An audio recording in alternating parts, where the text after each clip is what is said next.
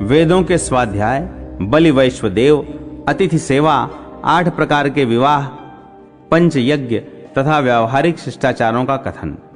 व्यास जी कहते हैं, गृहस्थ आश्रम में निवास करने वाले साधु पुरुषों के उपकार के लिए जिस प्रकार धर्म का अनुष्ठान किया जाता है उसका मैं यथावत रूप से वर्णन करता हूँ। युधिष्ठिर, गृहस्थ धर्म का आश्रय लेकर मनुष्य इस संपूर्ण जगत का पोषण करता है, इसलिए वह मनोवांछित लोकों पर अधिकार प्राप्त करता है। देवता, पितर, मनुष्य, भूत, प्राणी, कृमि, कीट, पतंग, पक्षी और असुर ये सभी गृहस्थ के सहारे जीवन निर्वाह करते हैं और उसी से उनकी तृप्ति होती है। युधिष्ठिर, ऋक्, साम और यजुः इन तीनों वेद रूप शरीर वाली एक धेनु है जो सबकी आधारभूत है। उस वेद त्रयी रूपा धेनु में ही संपूर्ण विश्व प्रतिष्ठित है, वही इस विश्व का कारण मानी गई है।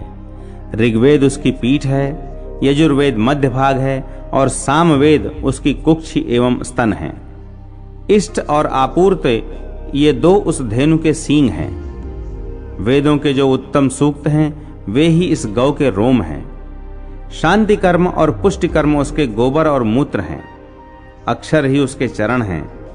पद, क्रम, जटा और घन पाठ के द्वारा वह जगत के लिए उपजीव्य होती है।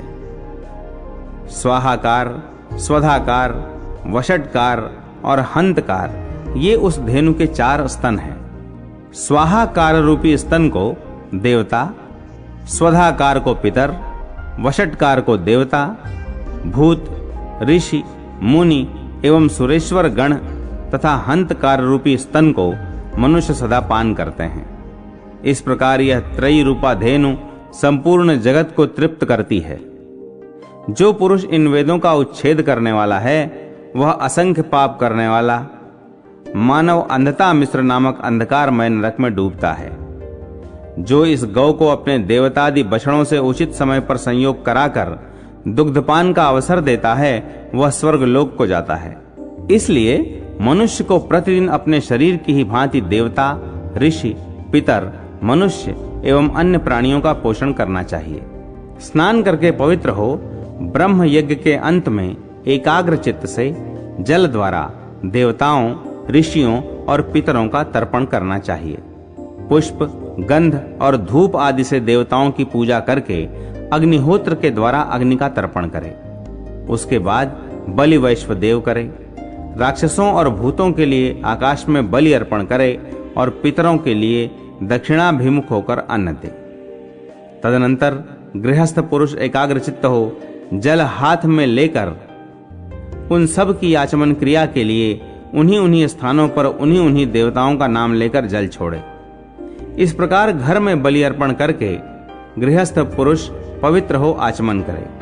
तत्पश्चात घर के दरवाजे की ओर देखे और कुछ समय तक अतिथि के आगमन की प्रतीक्षा करे। यदि कोई अतिथि आ जाए तो अर्घ्य और पाद्य के जल से उसका सत्कार करे। खाने की इच्छा से आए हुए थके मांदे अकिंचन याचक ब्राह्मण को अतिथि कहा गया है। ऐसे अतिथि की यथाशक्ति पूजा करके उसके आचरण और स्वाध्याय के विषय में प्रश्न न करे। वह सुंदर हो या असुंदर, उसे साक्षात प्रजापति समझो। वह नित्य स्थित नहीं रहता, इसलिए अतिथि कहलाता है। ऐसे अतिथि को देकर जो भोजन करता है वह अमृत भोजन करता है। जिसके घर से अतिथि निराश होकर लौटता है वह उसे अपना पाप देकर बदले में उसका पुण्य ले जाता है। अतः साग देकर अथवा केवल जल ही देकर अपनी शक्ति के अनुसार मनुष्य अतिथि का पूजन करे, तभी वह उसके ऋण से मुक्त होता है। युधिष्ठिर बोले, मुने 8 प्रकार के विवाह बतलाए जाते हैं। ब्राह्म, दैव, आर्ष, प्रजापत्य, आसुर्य, गांधर्व, राक्षस और पैशाच। इन विवाहों की विधि तथा इनमें करने योग्य कार्य का यथावत वर्णन कीजिए। व्यास जी ने कहा, जहां वर को बुलाकर वस्त्र और आभूषणों से अलंकृत हुई अपनी कन्या दी जाती है वह ब्राह्म विवाह है। यज्ञ में वर्ण किए हुए ऋत्विज के लिए जो कन्यादान किया जाता है वह दैव विवाह है। वर से एक गाय और एक बैल लेकर जो उसको कन्या दी जाती है वह आर्ष विवाह है, जहां वर और कन्या को यह कहकर कि तुम दोनों साथ साथ रहकर धर्म का पालन करो विवाह बंधन में आबद्ध किया जाता है, वह प्राजापत्य विवाह कहा गया है। जहां एक दूसरे से मैत्री होने के कारण वर और वधू में स्वेच्छा से वैवाहिक संबंध स्थापित हो जाता है, वह गांधर्व विवाह कहलाता है। बलपूर्वक कन्या को अपहरण कर लेने से राक्षस विवाह होता है, जो सत्पुरुषों द्वारा निंदित है। छल से कन्या का अपहरण करने पर पैशाच विवाह माना गया है, यह अत्यंत निंदित है। यह 8वां जो पैशाच विवाह है वह अत्यंत पापिष्ठ है। ऐसे विवाह से पापिष्ठ संतानों की ही उत्पत्ति होती है। अपने समान वर्ण की स्त्रियों से ही पाणी ग्रहण करना चाहिए, यह विधि है। धर्मानुकूल विवाह में धार्मिक एवं 100 वर्षों तक जीवित रहने वाले पुत्र पैदा होते हैं, तथा अधार्मिक विवाह से धर्म रहित, मंदभाग्य, अंधहीन, धनहीन और अल्पायु संतान उत्पन्न होती है। ऋतुकाल आने पर स्त्री के साथ समागम करना गृहस्थ के लिए श्रेष्ठ धर्म है। दिन में स्त्री के साथ समागम पुरुष के लिए बड़ा भारी आयु का नाशक माना गया है। श्राद्ध के दिन तथा सभी पर्वों के दिन बुद्धिमान पुरुषों को स्त्री संभोग नहीं करना चाहिए। उन अवसरों पर मोहवश स्त्री समागम करने वाला पुरुष धर्म से गिर जाता है। जो केवल ऋतुकाल में स्त्री समागम करता और सदा अपनी ही स्त्री में अनुराग रखता है, वह गृहस्थ रहने पर भी सदा ब्रह्मचारी ही जानने योग्य है। आर्ष विवाह में जो 2 गौ लेने की बात कही गई है वह उत्तम नहीं है, क्योंकि कन्या का थोड़ा भी शुल्क लिया जाए तो वह कन्या विक्रय रूपी पाप का कारण बनता है। कन्या विक्रय करने से मनुष्य 1 कल्प तक विष्ठा एवं कृमि भोजन नामक नरक में निवास करता है। अतः कन्या के थोड़े से धन का भी मनुष्य को अपने जीवन में उपयोग नहीं करना चाहिए। वाणिज्य, नीच पुरुषों की सेवा, वेदाध्ययन का अभाव, निंदित विवाह और क्रियालोप, ये कुल में पतन के हेतु बनते हैं। गृहस्थ पुरुष वैवाहिक अग्नि में प्रतिदिन गृह कर्म का अनुष्ठान करे, प्रतिदिन पंच यज्ञ का अनुष्ठान तथा पाक यज्ञ करे। गृहस्थ पुरुष से प्रतिदिन 5 प्रकार के हिंसापूर्ण कर्म बनते हैं। ओखली, चक्की, चूल्हा, जल का घड़ा और झाड़ू, इनसे होने वाली 5 प्रकार की हिंसाओं के निवारण के लिए 5 यज्ञ बताए गए हैं, जो गृहस्थ के कल्याण की अभिवृद्धि करने वाले हैं। वेद शास्त्रों का स्वाध्याय ब्रह्म यज्ञ है, तर्पण पितृ यज्ञ है, होम देव यज्ञ है, बलि भूत यज्ञ है और अतिथि सत्कार मनुष्य यज्ञ है। जो बलि वैश्वदेव कर्म के भीतर आ जाए अथवा सूर्य के मध्याह्न काल आने पर भूख और ताप से संतप्त हो द्वार पर आ जाए, वह अतिथि माना गया है। देवता, पितर और अतिथियों को देकर जो गृहस्थ भोजन करता है वह अमृत भोजी है। जो इन सबको अन्न दिए बिना ही भोजन करता है वह केवल अपना पेट भरने वाला है। जो वैश्वदेव से हीन और आतिथ्य से वर्जित हैं, वे वेदों के विद्वान हों तो भी उन्हें शूद्र ही समझना चाहिए। जो अधम द्विज बलि वैश्वदेव न करके भोजन कर लेते हैं, वे इस लोक में अन्नहीन होते हैं और मरने पर कौवे की योनि में जाते हैं। वेदोक्त कर्म का ज्ञान प्राप्त करके नित्य आलस्य छोड़कर यदि उसका यथाशक्ति पालन करे तो मनुष्य परम सद्गति को प्राप्त होता है। उदय और अस्त होते हुए तथा मध्याह्न काल के सूर्य को न देखे। सूर्य ग्रहण के समय तथा उदय के पहले अंडस्थ सूर्य पर दृष्टिपात न करे। जल में अपनी परछाई न देखे, कीचड़ में न दौड़े, नंगी स्त्री की ओर न देखे और नंगा होकर जल में न घुसे।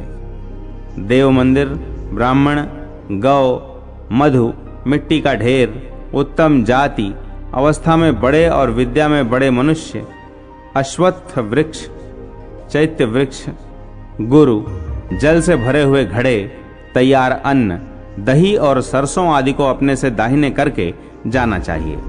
रजस्वला स्त्री का सेवन न करे, स्त्री के साथ बैठकर न खाए, एक वस्त्र धारण करके भोजन न करे और जिस पर आराम से बैठ न सकें ऐसे आसन पर भोजन न करे। तेज की इच्छा रखने वाला श्रेष्ठ द्विज अपवित्र स्त्री की ओर न देखे। देवताओं और पितरों को तृप्त किए बिना कहीं कदापि अन्न ग्रहण नहीं करे। गौशाला में, बांबी में तथा राख में कभी मूत्र त्याग न करे। जिस गड्ढे में जीव रहते हों उसमें भी पेशाब न करे। खड़ा होकर या चलते चलते मूत्र त्याग न करे। ब्राह्मण, सूर्य, अग्नि, चंद्रमा, नक्षत्र और गुरुजनों की ओर देखते हुए मल मूत्र का त्याग न करे। मुख से आग न फूंके। वस्त्रहीन अवस्था में स्त्री की ओर न देखे। अपने पैरों को आग में न तपावे तथा कोई ऐसा पवित्र वस्तु अग्नि में न डाले तथा किसी भी जीव की हिंसा न करे। दोनों संध्याओं के समय भोजन न करे। प्रातःकाल और सायंकाल की गोधूली बेला में विद्वान पुरुष शयन न करे। दूध पिलाती हुई गाय को देखकर भी किसी से न कहे। इंद्रधनुष किसी को न दिखावे। कहीं शून्य स्थान में अकेला न सोवे। किसी सोए हुए मनुष्य को न जगावे। अकेला रास्ता न चले और अंजलि से जल न पिए। जिसकी मलाई उतार ली गई हो ऐसे दही को दिन में न खाए और रात्रि में तो दही का सर्वथा निषेध है। रजस्वला स्त्री से बातचीत न करे। रात्रि में भरपेट भोजन न करे। नाचने, गाने और बाजा बजाने का प्रेमी न हो। कांसे के बर्तन में पैर न धुलावे। जो अज्ञानी मनुष्य अपने घर श्राद्ध करके फिर दूसरे घर भोजन करता है उसमें दाता को श्राद्ध का फल नहीं मिलता और भोजन करने वाला पाप का भागी होता है। दूसरे के पहने हुए वस्त्र और जूते न पहने। फूटे हुए बर्तन में न खाए और आग से जले हुए आसन पर न बैठे। जो दीर्घ काल तक जीवित रहना चाहता हो वह गाय बैलों की पीठ पर न चढ़े। चिता का धूम अपने अंग में न लगने दे। नदी के तट पर न बैठे। उदयकालीन सूर्य की किरणों का स्पर्श न करे और दिन का सोना छोड़ दे। स्नान कर लेने पर शरीर का मार्जन न करे। रास्ते में शिखा खोलकर न चले। हाथ और सिर को न कंपाए। पैर से आसन खींचकर न बैठे। हाथ से शरीर को न पोंछे अथवा स्नान काल में पहने हुए वस्त्र से भी न पोंछे। स्नानकालीन वस्त्र से शरीर पोंछने पर कुत्ते से चाटे हुए के समान अशुद्ध हो जाता है। उस दशा में पुनः स्नान करने से ही शुद्धि होती है। दांत से कभी नख या रोए को न काटे।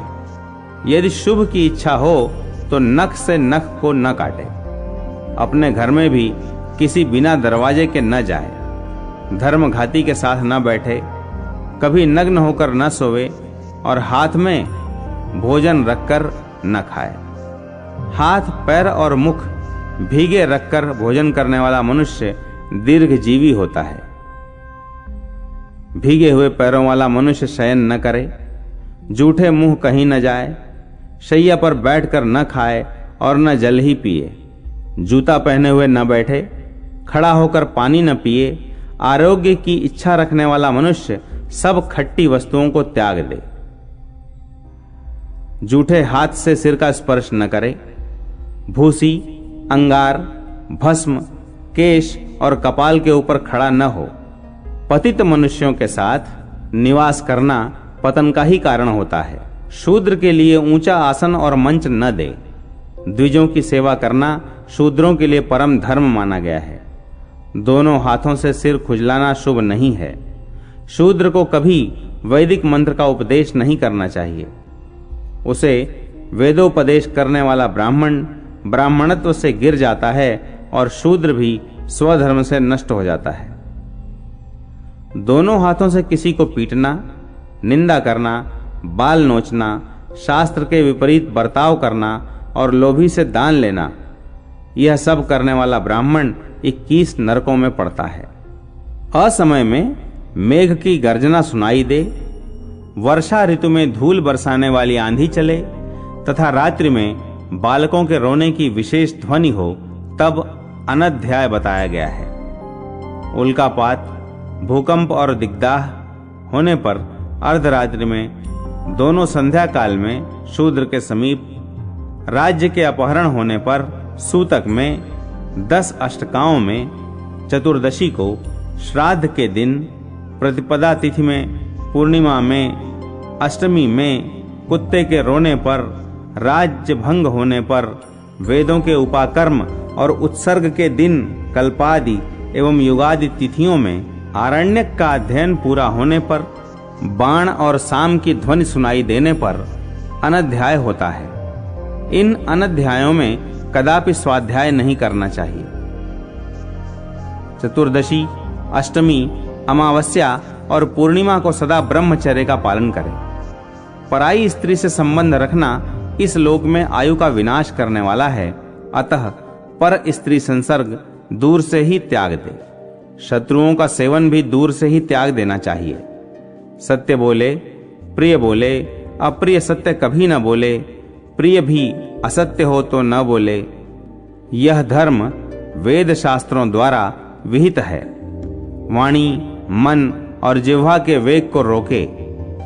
गुप्तांगों में जो रोए हैं उनका त्याग करे, क्योंकि उनके स्पर्श से मनुष्य अशुद्ध हो जाता है। पैरों के धोवन का जल, मूत्र और पीने से बचा हुआ जूठा जल, थूक तथा कफ, इन सब को घर से दूर फेंकना चाहिए। दिन रात वैदिक मंत्र के जप से, शौच और सदाचार के सेवन से तथा द्रोह रहित बुद्धि से मनुष्य अपने पूर्व जन्म का स्मरण कर लेता है।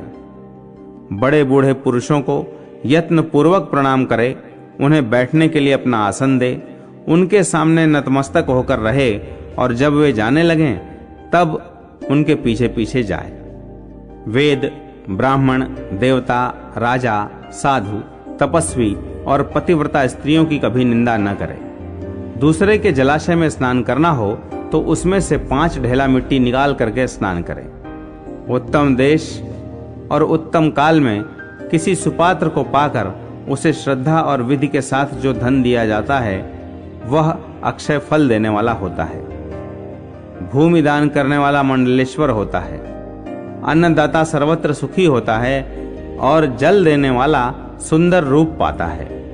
भोजन देने वाला हृष्ट पुष्ट होता है। दीप देने वाला निर्मल नेत्र से युक्त होता है। गोदान देने वाला सूर्य लोक का भागी होता है। सुवर्ण देने वाला दीर्घायु और तिल देने वाला उत्तम प्रजा से युक्त होता है। घर देने वाला बहुत ऊंचे महलों का मालिक होता है। वस्त्र देने वाला चंद्रलोक में जाता है। घोड़ा देने वाला दिव्य शरीर से युक्त होता है। बैल देने वाला लक्ष्मीवान होता है। पालकी देने वाला सुंदर स्त्री पाता है। उत्तम पलंग देने वाले को भी यही फल मिलता है। जो श्रद्धा पूर्वक दान देता है और श्रद्धा पूर्वक ग्रहण करता है वे दोनों स्वर्गलोक के अधिकारी होते हैं तथा अश्रद्धा से दोनों का अधः पतन होता है। झूठ बोलने से यज्ञ का फल नष्ट होता है। अपने तप को लेकर आश्चर्य प्रकट करने से तपस्या क्षीण होती है और दान के बिना कीर्ति का नाश होता है। गंध, पुष्प, कुश, गौ, दूध, दही, साग, मधु, जल, फल, मूल, ईंधन और अभय दक्षिणा, ये वस्तुएं निकृष्ट मनुष्य से भी प्राप्त हों तो ग्रहण करनी चाहिए। स्त्रियों के बर्ताव, धर्म और नियम तथा श्राद्ध और धर्मारण्य का महत्व। व्यास जी कहते हैं, जो मनुष्य धर्मवापी में पितरों का तर्पण करता है उसके पितर तब तक तृप्त रहते हैं जब तक कि 14 इंद्र बीत नहीं जाते। यहाँ पितरों की भी पूजा करनी चाहिए। जो पूर्वज पितर स्वर्ग में गए हों उन सब के लिए इस मोक्षदायिनी वापी के तट पर जाकर पिंडदान करना चाहिए। त्रेता में 5 दिनों तक और द्वापर में 3 दिनों तक श्राद्ध करने से जो फल मिलता है वही कलयुग में एक चित्त होकर जो एक पिंडदान देता है उसको भी मिल जाता है। कलयुग आने पर संसार के मनुष्य लोलुप और पर स्त्री लंपट हो जाते हैं एवं स्त्रियां अत्यंत चपल हो जाती हैं। स्त्री, पुरुष और नपुंसक ये सब दूसरों से द्रोह करने वाले, पर निंदा परायण तथा सदैव दूसरों के छिद्र देखने वाले होते हैं। दूसरों को उद्वेग में डालने वाले, झगड़ालू और 2 मित्रों में फूट पैदा करने वाले होते हैं। वे सब भी इस धर्मारण्य में आकर पवित्र हो जाते हैं। ब्रह्मा, विष्णु और शिव तीनों ने अपने श्रीमुख से धर्मारण्य की ऐसी महिमा बतलाई है। महाभाग, इस प्रकार मैंने धर्मारण्य का वर्णन किया। जो इसका पठन करते हैं अथवा इस तीर्थ का सेवन करते हैं, वे मन, वाणी और शरीर से शुद्ध होते हैं। जो पराई स्त्रियों से मुंह मोड़ लेते हैं, कहीं भी द्रोह न करके सर्वत्र समबुद्धि रखते हैं, शुद्धाचारी और माता पिता के भक्त होते हैं, उनमें लोभ और चपलता नहीं होती। वे दान धर्म में तत्पर, आस्तिक, धर्मज्ञ और स्वामी भक्ति परायण होते हैं। जो स्त्री इस तीर्थ का सेवन करती है, वह पतिव्रता और पति सेवा में तत्पर रहने वाली होती है। धर्मारण्य के सेवन से सब मनुष्य अहिंसक, अतिथि पूजक और सदा स्वधर्म परायण होते हैं। शौनक जी बोले, सब धर्मज्ञों में श्रेष्ठ महाभाग सूत जी, पतिव्रता स्त्रियों का कैसा लक्षण होता है, यह बतलाइए। सूत जी बोले, गुरुदेव व्यास जी ने राजा युधिष्ठिर को यह बात इस प्रकार बताई थी। जिसके घर में पतिव्रता स्त्री होती है, उसका जीवन सफल हो जाता है। उसके अंगों की छाया के तुल्य उसकी कथा भी पुण्यकारक होती है। पतिव्रता स्त्रियां अरुंधति, सावित्री, अनुसूया, शांडिली, सती, लक्ष्मी, शतरूपा, सुनीति, संज्ञा और स्वाहा के समान होती हैं। पतिव्रताओं के धर्म मुनिवर व्यास जी ने इस प्रकार बतलाए हैं। पतिव्रता स्त्री पति के भोजन कर लेने पर भोजन करती है, उनके खड़े रहने पर स्वयं भी खड़ी रहती है, पति के सो जाने पर सोती है और पहले ही जाग उठती है। स्वामी यदि दूसरे देश में हो तो वह अपने शरीर का श्रृंगार नहीं करती, अथवा यदि किसी कार्यवश पति बाहर जाएं तो वह सब प्रकार के आभूषणों को उतार देती है।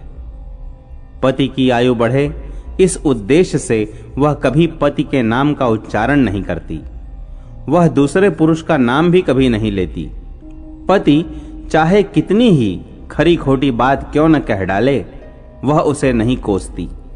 जब स्वामी कहते हैं कि यह कार्य करो, तब वह शीघ्र उत्तर देती है, जो आज्ञानाथ, मैंने अभी इस काम को पूरा किया। आप यह समझ लें कि कार्य पूरा हो गया। पति के बुलाने पर वह घर का कामकाज छोड़कर तुरंत उनके पास दौड़ी जाती है और पूछती है, प्राणनाथ, किस लिए दासी को बुलाया है? मुझे सेवा का आदेश देकर अपने कृपा प्रसाद की भागिनी बनाइए। वह घर के दरवाजे पर देर तक नहीं खड़ी होती, दरवाजे पर सोती बैठती भी नहीं। जो वस्तु नहीं देने योग्य होती है, उसे वह स्वयं किसी को कभी नहीं देती। पतिव्रता स्त्री को चाहिए कि स्वामी के लिए पूजन की सामग्री बिना कहे ही जुटा दे। नित्य नियम के लिए जल, कुशा, पत्र, पुष्प, अक्षत आदि प्रस्तुत करे और पति की प्रतीक्षा में खड़ी होकर जिस समय जो वस्तु आवश्यक हो, वह सब शीघ्र बिना किसी उद्वेग के अत्यंत प्रसन्नता पूर्वक प्रस्तुत करे। स्वामी के भोजन से बचे हुए प्रसाद स्वरूप अन्न और फल आदि को अत्यंत प्रिय मानकर ग्रहण करे। सामाजिक उत्सवों का दर्शन तो वह दूर से ही त्याग दे। पति की आज्ञा के बिना वह तीर्थ यात्रा को और विवाहोत्सवों को देखने आदि के लिए भी न जाए। पति सुख से सोए हों, सुख से बैठे हों या स्वेच्छानुसार किसी कार्य अथवा विचार में रम रहे हों, तो कार्य में विघ्न आने पर भी उन्हें कभी न उठावे। रजस्वला होने पर वह 3 रात तक पति को अपना मुंह न दिखावे। जब तक स्नान करके शुद्ध न हो जाए, तब तक अपनी आवाज भी पति के कानों में न पड़ने दे। भली भांति स्नान कर लेने पर सबसे पहले पति के ही मुख का दर्शन करे, दूसरे किसी का नहीं। अथवा पतिदेव उपस्थित न हो तो मन ही मन उनका ध्यान करके सूर्य देव का दर्शन करे। पति की आयु बढ़ने की इच्छा रखने वाली पतिव्रता स्त्री हल्दी, कुमकुम, सिंदूर, कज्जल, चोली, पान, मांगलिक आभूषण, केशों के श्रृंगार तथा हाथ और कान आदि के आभूषण अपने शरीर से कभी अलग न करे। पति से विद्वेष रखने वाली स्त्री से पतिव्रता नारी कभी बातचीत न करे। कभी अकेली न रहे और नंगी होकर न नहाए। ओखली, मूसल, झाड़ू, सिलवट, चक्की और चौखट पर सती स्त्री कभी न बैठे। पति के सम्मुख धृष्टता न करे। जहां जहां पति की रुचि हो वहां वहां उसे भी प्रेम रखना चाहिए। स्त्रियों के लिए यही सबसे उत्तम व्रत, यही महान धर्म और यही पूजा है कि वह पति की आज्ञा का उल्लंघन न करे। नपुंसक, दुर्दशाग्रस्त, रोगी, वृद्ध, सुस्थिर अथवा दुस्थिर कैसा भी पति क्यों न हो, उस पति का वह कभी उल्लंघन न करे। वह लोहे के बर्तन में भोजन न करे। यदि उसे तीर्थ स्नान की इच्छा हो तो वह प्रतिदिन पति का चरणोदक पिए। उसके लिए शंकर और भगवान विष्णु से भी बढ़कर उसका पति ही है। जो स्त्री पति की आज्ञा का उल्लंघन करके व्रत और उपवास आदि का नियम करती है, वह पति की आयु हर लेती है और मरने पर नरक में जाती है। जो नारी पति के कोई बात कहने पर क्रोध पूर्वक उसका उत्तर देती है, वह गांव में कुतिया और निर्जन वन में सियारिन होती है। स्त्रियों के लिए एकमात्र यही सर्वोत्तम नियम बताया गया है कि वह प्रतिदिन अपने पति के चरणों की पूजा करके ही भोजन करे और दृढ़ निश्चय पूर्वक इस नियम का पालन करे। पति से ऊंचे आसन पर न बैठे, दूसरे के घर में न जाए और कड़वी बातें कभी मुंह से न निकाले। गुरुजनों के समीप जोर से न बोले तथा न किसी को पुकारे ही। जो खोटी बुद्धि वाली स्त्री पति का साथ छोड़कर एकांत में विचरती है, वह वृक्ष के खोखले में सोने वाली क्रूर उलूकी होती है। जो दूसरे पुरुष की ओर कटाक्ष से देखती है, वह ऐंची आंख वाली हो जाती है। जो पति को छोड़कर अकेली मिठाइयां उड़ाती है, वह गांव की विष्ठा भोजी सूकरी अथवा चमगादड़ होती है। जो हुंकार और त्वंकार करके पति के प्रति अनादर सूचक वचन कहकर अप्रिय भाषण करती है, वह गूंगी होती है। जो सौत से सदा ही ईर्ष्या रखती है, वह खोटे भाग्य वाली होती है। जो पति की आंख बचाकर किसी दूसरे पुरुष को निहारती है, वह कानी, विकृत मुख वाली अथवा कुरूपा होती है। पति को बाहर से आते देख जो तुरंत उठकर पानी और आसन देती है, पान का बीड़ा खिलाती है, पंखा करती, पांव दबाती, प्रिय वचन बोलती और पसीना आदि दूर करके प्रियतम को संतुष्ट करती है, उसके द्वारा तीनों लोग तृप्त हो जाते हैं। पिता, भाई और पुत्र ये सब परिमित नपीतुली वस्तुएं प्रदान करते हैं, परंतु पति अपनी पत्नी को अपरिमित दान करता है। इसके दान की कोई सीमा नहीं होती। ऐसे पति का कौन ऐसी स्त्री है जो पूजन न करे। पति ही देवता है, पति ही गुरु है और पति ही धर्म, तीर्थ एवं व्रत है। अतः स्त्री सब छोड़कर एकमात्र पति की पूजा करे। कन्या के विवाह काल में ब्राह्मण लोग यह प्रतिज्ञा करवाते हैं कि तू पति के जीवन और मरण में भी उनकी सहचरी होकर रह। जो श्मशान में जाते हुए स्वामी के शव के पीछे पीछे घर से सती होने के लिए प्रसन्नता पूर्वक जाती है, उसे पग पग पर अश्वमेघ यज्ञ का फल प्राप्त होता है। जैसे सांप पकड़ने वाला मनुष्य सांप को बलपूर्वक बिल से बाहर निकाल लेता है, उसी प्रकार सती स्त्री अपने पति को बलपूर्वक यमदूतों के हाथ से छीनकर स्वर्ग में ले जाती है। पतिव्रता स्त्री को देखकर यमदूत भाग जाते हैं। सूर्य भी उसके तेज से संतप्त होते हैं और अग्निदेव भी उसके तेज की आंच से जलने लगते हैं। पतिव्रता का तेज देखकर संपूर्ण तेज कांप उठते हैं। अपने शरीर में जितने रोए हैं, उतने करोड़ अयुत वर्षों तक वह पति के साथ स्वर्ग सुख भोगती है और विहार करती है। संसार में वह माता धन्य है, वह पिता धन्य है और वह पति धन्य है, जिनके घर में पतिव्रता स्त्री शोभा पाती है। केवल पतिव्रता नारी के पुण्य से उसके पिता, माता और पति, इन तीनों कुलों की 3-3 पीढ़ियां स्वर्गीय सुख भोगती हैं। दुराचारिणी स्त्रियां अपना शील भंग करने के कारण माता, पिता और पति तीनों कुलों को नरक में गिराती हैं और स्वयं भी इहलोक तथा परलोक में दुख भोगती हैं।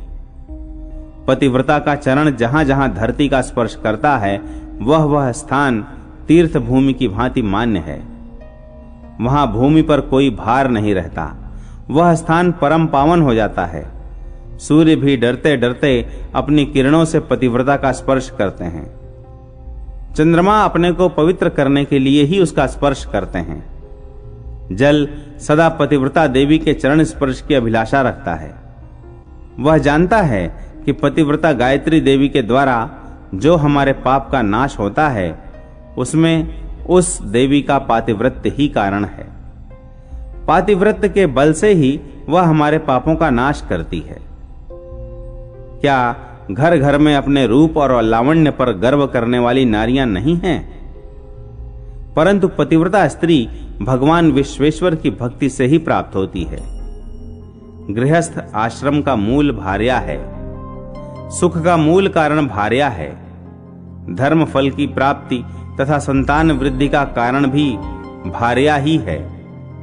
भार्या से इहलोक और परलोक दोनों पर विजय प्राप्त होती है।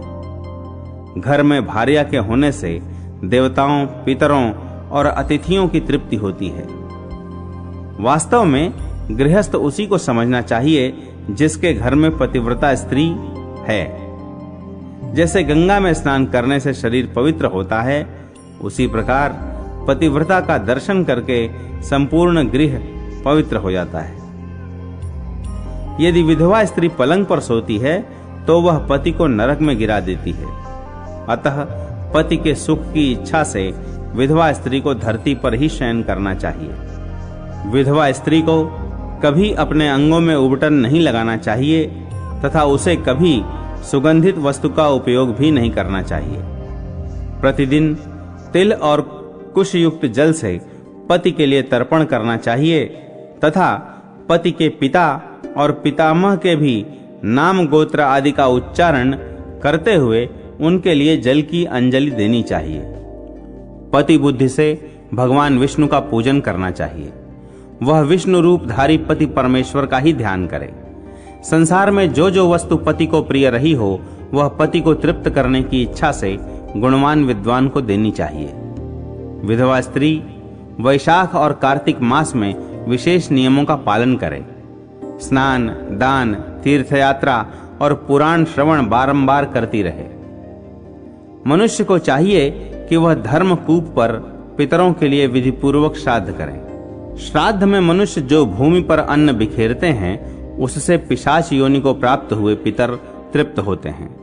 जिनके स्नान वस्त्र से पृथ्वी पर जल गिरता है उनके उस जल से स्थावर योनि को प्राप्त हुए पितर तृप्त होते हैं। श्राद्ध करता मनुष्यों के हाथ से जो यवान्न की कणिका पृथ्वी पर गिरती है उससे देव भाव को प्राप्त हुए पितरों की तृप्ति होती है तथा पिंडों के उठाने पर जो यवान्न की कणिका गिरती है उससे पाताल में गए हुए पितरों की तृप्ति होती है। जो वर्ण और आश्रम के आचार एवं कर्म का लोप करने वाले एवं संस्कारहीन होकर मरे हैं वे श्राद्ध में सम्मार्जन के लिए जो जल का छींटा दिया जाता है उससे तृप्त होते हैं। ब्राह्मण लोग भोजन करके जब मुंह हाथ धोते और आचमन करते हैं उस समय जो जल गिरता है उससे अन्यान्य पितरों की तृप्ति होती है।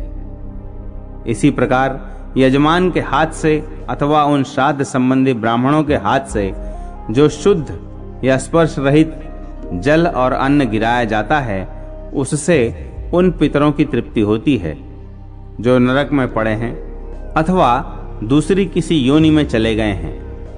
मनुष्य अन्यायोपार्जित द्रव्य से जो श्राद्ध करते हैं उससे चांडाल आदि योनि के पितरों की तृप्ति होती है। वत्स, इस प्रकार श्राद्ध से अनेकानेक बांधवों की तृप्ति होती है। यदि अन्न द्वारा श्राद्ध करने की शक्ति न हो तो केवल सागों से भी उसका अनुष्ठान हो सकता है। अतः मनुष्य भक्ति पूर्वक शाक से भी श्राद्ध करे। श्राद्ध करने वाले मनुष्य का कुल कभी दुख में नहीं पड़ता। यदि धर्मारण्य में सब पाप ही पाप किया गया तो निश्चय ही पाप भी बढ़ता है और उसे करने वाला घोर नरक में पकाया जाता है। जैसे पुण्य वैसे पाप। धर्मारण्य में किया हुआ सब शुभाशुभ कर्म अवश्य वृद्धि। धर्मारण्यवासी ब्राह्मणों के गोत्र तथा उनकी रक्षा के लिए कामधेनु द्वारा वैश्यों की उत्पत्ति। युधिष्ठिर ने पूछा, धर्मारण्य में जिन श्रेष्ठ आचार व्यवहार वाले ब्राह्मणों ने निवास किया वे किस कुल में उत्पन्न हुए थे? व्यास जी बोले, नृपश्रेष्ठ, उन ऊर्ध्वरेता ऋषियों एवं महात्मा ब्राह्मणों की शाखा प्रशाखा पुत्र पौत्र आदि की संख्या बहुत हुई। मुख्य मुख्य 24 गोत्रों के नाम तुम्हें बतलाता हूं। भारद्वाज, वत्स प्रथम, कौशिक, कुश, शांडिल्य, काश्यप, गौतम, छांदन, जादूकर्ण्य, वत्स द्वितीय, विशिष्ट, धारण, आत्रेय, भांडिल, लौकिक, कृष्णायन, उपमन्यु, गार्ग्य, मुग्दुल, पौषक, पुण्यासन, पराशर, कौंडिल्य तथा गंगासन। इन गोत्रों में उत्पन्न ब्राह्मण वेदों के पारंगत विद्वान, नाना प्रकार के यज्ञानुष्ठान में तत्पर, द्विज पूजन कर्म में संलग्न, सत्कर्म परायण तथा गुणवान हुए।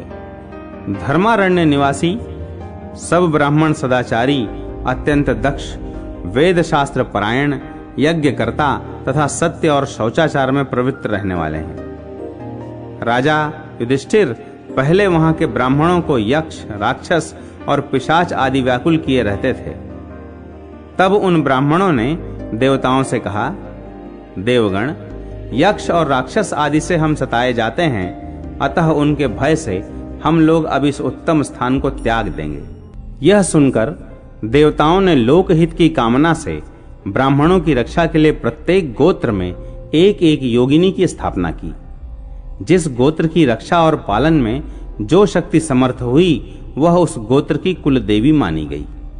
श्री माता तारिणी देवी, गोत्रपा, आशापुरी, इच्छार्तिनाशिनी, पिप्पली, विकारवशा, जगन्माता, महामाता, सिद्धा, भट्टारिका, कदम्बा, विकरा, मीठा, सुपर्णा, वसुजा, महादेवी, मातंगी, वाणी, मुकुटेश्वरी, भद्री, महाशक्ति संहारी, महाबला और महादेवी चामुंडा ये गोत्रों की माताएं हैं। ब्रह्मा, विष्णु और शिव आदि देवताओं ने वहां रक्षा के लिए उन गोत्र मातृकाओं की स्थापना की है।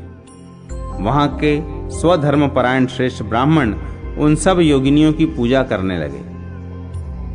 तभी से योगिनियों द्वारा वे अपने अपने समय में सुरक्षित हुए।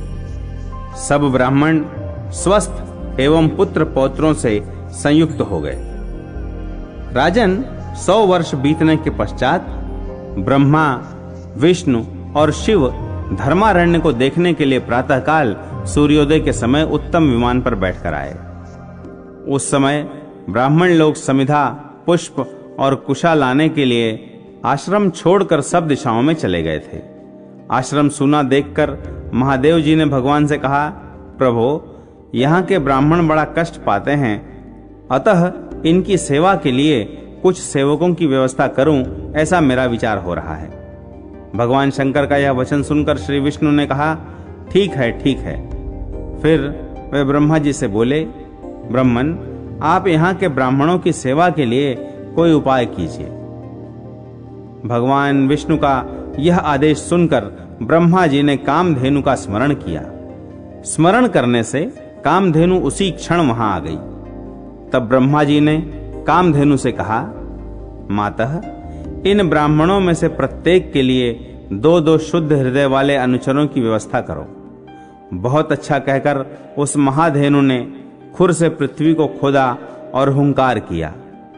इससे 36,000 शिखा सूत्रधारी मनुष्य प्रकट हुए। वे सभी महाबली वैश्य थे। उन्होंने यज्ञोपवीत धारण कर रखा था। वे सब शास्त्रों में चतुर, ब्राह्मण भक्त, ब्राह्मणों का हित चाहने वाले, तपस्वी, उत्तम आचार वाले और धार्मिक थे। उस समय एक एक ब्राह्मण के लिए 2-2 अनुचर दिए गए थे। राजन, ब्राह्मण का पहले जो गोत्र बताया गया है वही उसके अनुचर का भी हुआ। तदनंतर ब्रह्मा जी ने उनके हित के लिए कहा, तुम सब लोग इन ब्राह्मणों का वचन मानो और इन्हें जिस जिस वस्तु की आवश्यकता हो उसे ला दिया करो। प्रतिदिन समिधा, कुशा और फूल आदि ले आओ। सदा इनकी आज्ञा के अनुसार चलो, कभी इनका अनादर न करो। जात कर्म, नामकरण, अन्नप्राशन, चूड़ाकरण, उपनयन आदि संस्कार तथा जो व्रत, दान, उपवास आदि कर्म प्राप्त हों, उन्हें इन ब्राह्मणों की आज्ञा के अनुसार ही करना चाहिए।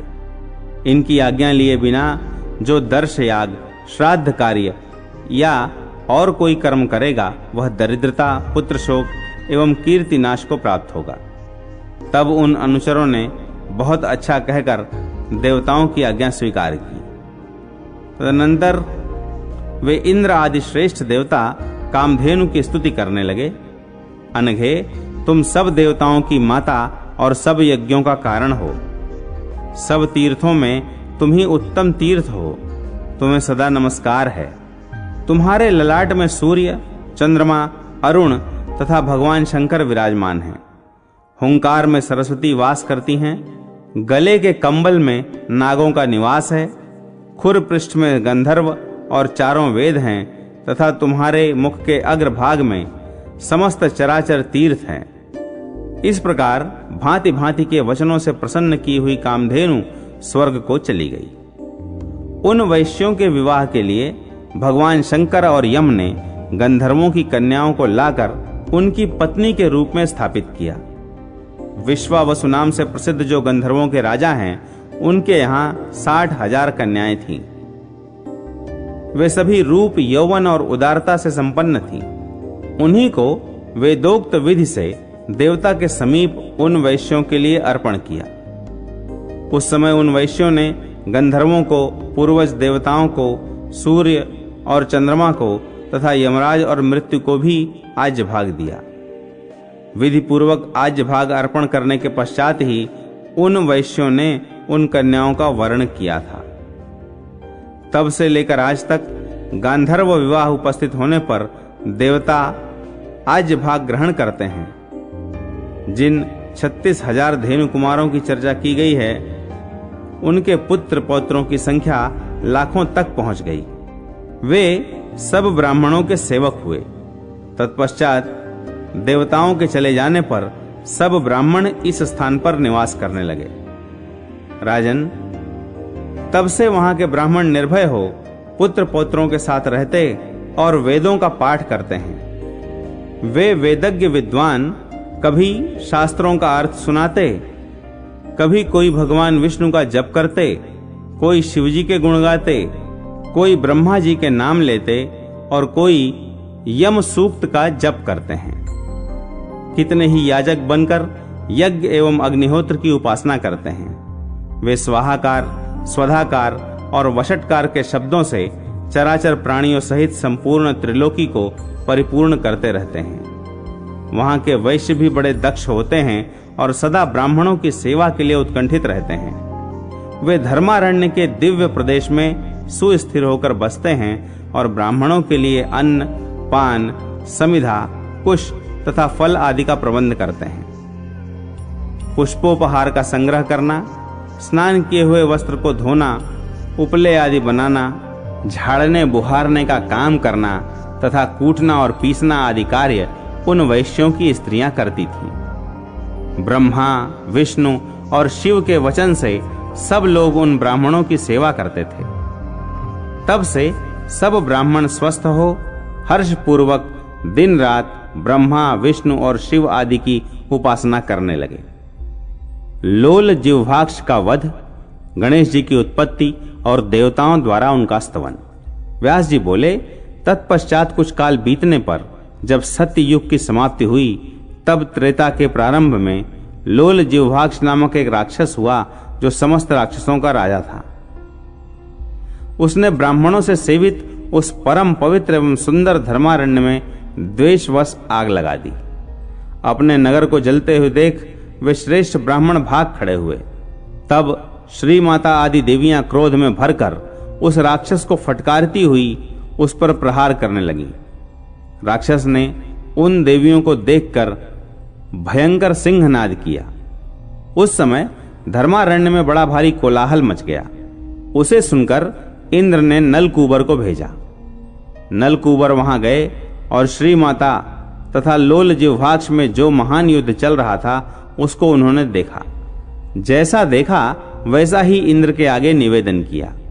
यह समाचार सुनकर भगवान विष्णु सुदर्शन चक्र लेकर सत्यलोक से पृथ्वी पर आए। धर्मारण्य में पहुंचकर उन्होंने चक्र चलाया। तब लोक जिह्वाक्ष राक्षस मूर्छित होकर पृथ्वी पर गिर पड़ा और प्राण त्याग कर परम धाम को चला गया। देवता और गंधर्वों ने हर्ष में भरकर जगदीश्वर भगवान विष्णु का स्तवन किया।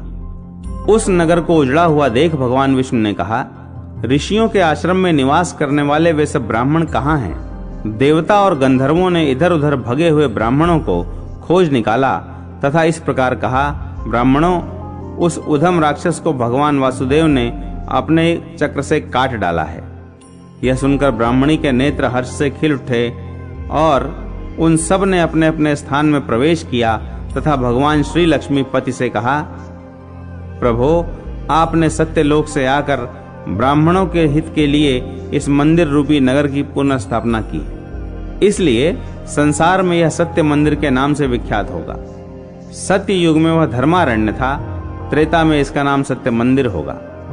भगवान विष्णु ने तथास्तु कहकर उनकी प्रार्थना स्वीकार कर ली। तदनंतर वे सब ब्राह्मण अपने पुत्र, पौत्र, पत्नी और सेवकों के साथ पूर्ववत निवास करने लगे। उस नगर के पूर्व भाग में धर्मेश्वर, दक्षिण में गणेश, पश्चिम में सूर्यदेव और उत्तर में साक्षात स्वयंभू ब्रह्मा जी का स्थान है। युधिष्ठिर जी ने पूछा, महाभाग, गणेश जी को किसने स्थापित किया? व्यास जी बोले, महाराज, पूर्व काल में सब देवताओं ने धर्मारण्य में दुर्गा जी के पुत्र गणेश जी को स्थापित किया था। अब मैं गणेश जी की उत्पत्ति का कारण बतलाता हूं। एक समय पार्वती जी ने अपने अंगों में उबटन लगाया और उससे जो मैल निकली उसे हाथ पर रखकर उसकी एक सुंदर स्वरूप प्रतिमा बना दी। फिर उसमें उन्होंने जीविका भी संचार कर दिया। तब वह बालक उनके आगे उठकर खड़ा हो गया और माता से बोला, आज्ञा दीजिए, मैं कौन सा कार्य करूं? पार्वती जी ने कहा, मैं जब तक स्नान करूं तब तक तुम मेरे द्वार पर खड़े रहो। महादेवी के इस प्रकार आज्ञा देने पर गणेश जी हथियार ले द्वार पर खड़े हो गए। इसी समय महादेव जी आए और उन्होंने घर के भीतर प्रवेश करने का विचार किया, किंतु द्वार पर खड़े हुए बालक ने उन्हें भीतर नहीं जाने दिया। इससे महादेव जी कुपित हो गए और दोनों पिता पुत्र में परस्पर युद्ध होने लगा। महादेव जी ने त्रिशूल से उस बालक का मस्तक काट डाला। अपने पुत्र को मरकर गिरा हुआ देख पार्वती जी फूट फूट कर रोने लगी। पार्वती जी को दुखी देखकर भगवान शंकर को बड़ी चिंता हुई। इतने में ही उनकी दृष्टि वहां आए हुए गजासुर पर पड़ी। उस महादैत्य को देखकर भगवान शंकर ने ठीक उसे मार डाला और उसका मस्तक लेकर पार्वती के बनाए हुए बालक के धड़ से जोड़ दिया। तब वह बालक उठकर खड़ा हो गया। शिव जी ने उसका नाम गजानन रखा। फिर सब देवताओं और मुनियों ने मिलकर गणेश जी का स्तवन किया। देवता बोले, भगवान, आपको नमस्कार है। आप देवताओं के ईश्वर तथा गणों के स्वामी हैं, आपको नमस्कार है। गजानन, आप महादेव जी के भी अधिदेवता हैं, आपको नमस्कार है। गणाध्यक्ष, आप भक्ति प्रिय देवता हैं, आपको नमस्कार है। इन शुभ स्तोत्रों द्वारा स्तुति करने पर गणों के स्वामी गणेश जी अत्यंत प्रसन्न होकर इस प्रकार बोले, देवताओं, मैं तुम पर बहुत संतुष्ट हूं। तुम कोई मनोवांछित वस्तु मांगो, मैं तुम्हें दूंगा। देवता बोले, महाभाग, आप यहीं रहकर हमारा कार्य साधन करें। धर्मारण्य में रहने वाले ब्राह्मण, वैश्यजन, धार्मिक पुरुष तथा वर्णाश्रम से भिन्न मनुष्यों का भी आप सदा संरक्षण करें। आपके प्रसाद से यहाँ के ब्राह्मण और महाबली वैश्य सदा धन और सुख से संपन्न हों। जब तक सूर्य, चंद्रमा और पृथ्वी रहे तब तक आप यहीं रहकर सबकी रक्षा करते रहें। गणेश जी ने ये उमस्तु कहकर उनकी प्रार्थना स्वीकार की। तब देवताओं ने हर्ष में भरकर गणेश जी का पूजन किया। संसार के दूसरे लोगों ने भी विघ्न निवारण के लिए उनकी पूजा की। इसीलिए गणेश जी विवाह, उत्सव और यज्ञ में पहले पूजित होते हैं। धर्मारण्य में रहने वाले लोगों पर वे सर्वदा प्रसन्न रहते हैं।